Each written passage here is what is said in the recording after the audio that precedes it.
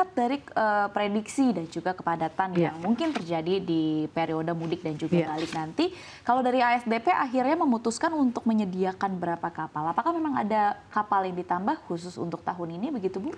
Kita gini, kalau jumlah kapalnya ada tambahan untuk kontingensi di beberapa pelabuhan, tidak hanya di Merak yang tadi saya sampaikan, tapi secara total di 8 lintasan pantauan nasional ada 215 kapal, 50 kapalnya adalah milik ASDP, sekitar 165-nya adalah milik operator lain, non-ASDP. Itu yang kami lakukan. Kalau kita bicara soal mudik begitu, yang selalu di-highlight atau dibahas adalah soal kesiapan dari moda transportasinya itu sendiri. Betul. Bagaimana persiapannya terhadap kapal-kapal yang akan digunakan oleh ASDP untuk momen mudik tahun ini? Baik, pertama setiap operator kapal, termasuk ASDP juga tentu, itu melakukan yang kita sebut dengan rem check. Jadi ini adalah musim besar bagi semua orang.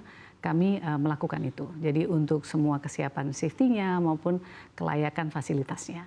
Tetapi ada layer yang lebih tinggi dari kami, yaitu regulator. Biasanya Kemenhub juga menjelang peak season seperti ini akan melakukan rem check yang sama. Bahkan kalau seperti ini Menteri Perhubungan pun akan jalan ke mana-mana sampai yang sangat detail untuk memastikan kesiapan dari segi safety dan pelayanan.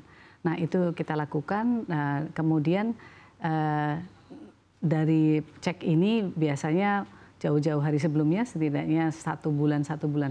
Nah sebagian besar juga dari kami, kita banyak yang menjadwalkan docking, itu dilakukan sebelum Lebaran, sehingga pas Lebaran diharapkan semua armada dalam keadaan yang paling prima. Oke, baik. Lalu salah satu lagi yang juga faktor yang juga dipertimbangkan untuk mudik adalah berkaitan dengan cuaca. Kalau kita tahu BMKG ini memprediksi adanya cuaca ekstrim pada arus mudik nanti begitu. Apakah ASDP sudah mengantisipasi dari faktor ini, Bu Ira? Cuaca ini adalah ranah yang bisa diprediksi oleh BMKG, dan di pelabuhan kami juga kami punya alat yang dipasang oleh BMKG untuk memonitor itu dalam waktu 24 jam dan real time.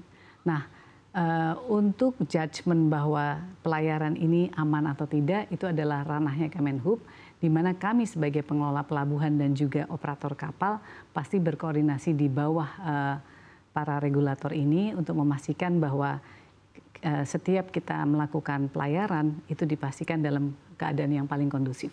Dan jika tidak, kami sampai punya kontingensi, kita hentikan penjualan tiket supaya tidak terjadi kemacetan karena orang sudah beli tiket, harus berhenti misalnya.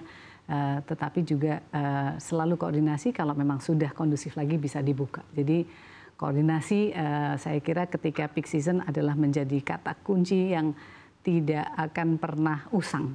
Selalu koordinasi dan komunikasi. Berarti memang ASDP pun siap begitu kalau misalnya dari BMKG tidak merekomendasikan bahwa dari ASDP ini akan tetap patuh begitu ya. Mengingat memang BMKG lah yang punya alat atau teknologi untuk memprediksi cuaca itu sendiri. Oke, baik. Ini akan menjadi pertanyaan saya terakhir, Bu Ira. Mungkin kalau dari ASDP sendiri, apa sih Bu himbauan bagi masyarakat, terutama masyarakat yang akan mudik menggunakan kapal-kapal yang dikelola oleh ASDP?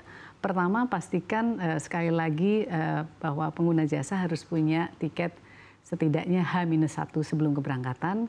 Kemudian yang kedua, pastikan nama-nama seluruh penumpang yang ada di kendaraan itu didaftarkan di sistem kami sehingga manifest menjadi akurat dan hak terhadap asuransi juga bisa terjamin.